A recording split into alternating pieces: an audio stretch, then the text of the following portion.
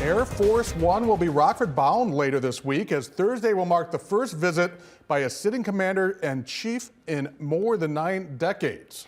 President Joe Biden will visit the city of Murrells to meet with UAW workers and discuss the reopening of the idled Stellantis plant on the day the union is voting to ratify its new contract. Biden will be joined by Illinois Governor J.B. Pritzker and UAW President Shawn Fain.